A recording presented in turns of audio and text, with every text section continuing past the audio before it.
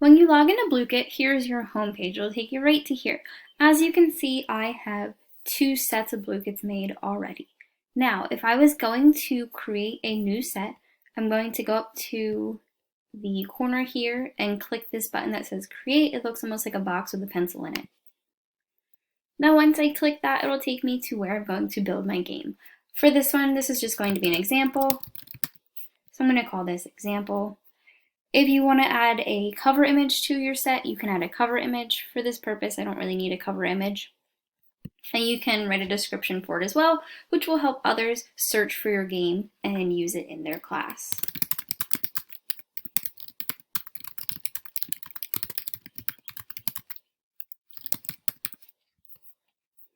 You can create it to be public so that everyone can use, or to be private.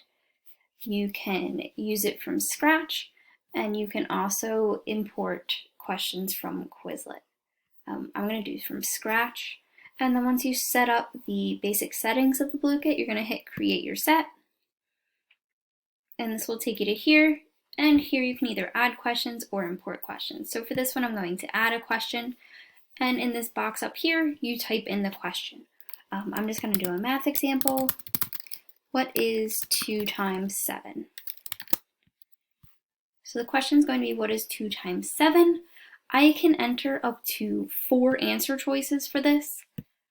So if I do 2 times 7,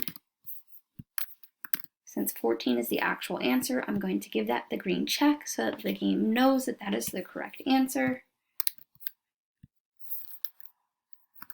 And we've got a few answers there. You can change the time limit.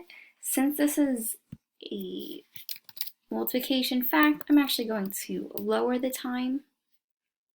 And then when it's playing, random answer order means that it'll switch around the order of the answers so that it's not going to be the same for every game and for every student. So once I'm done with that question, I can hit save. And then I have my question here. If I added another question, so let's just add another one really quick. What is 2 times 3? And again, I'm entering my answer choices. Once I finish that, I'm going to change this again to 10 seconds. I'm going to save that. Now you can see I have 2 questions here. Now if I wanted, I can switch the order of the questions around by just hitting the arrow buttons. I can go back in and edit it. If I decide I don't want this question, I can delete it. If I want to copy the question, so sometimes it'll be easier to copy the question just to change a few things in it, I can do that with that. If you want to not go back in, and so let's say I wanted one question to be 30 seconds, another question to be 10 seconds originally. If I change my mind, I can change a general time limit for all of the questions at once. And then if I want to go back in and edit any of the info in the question set, I can hit edit info. And then once I'm all finished, I'm going to hit save set. So now you can see that I have a new Blooket.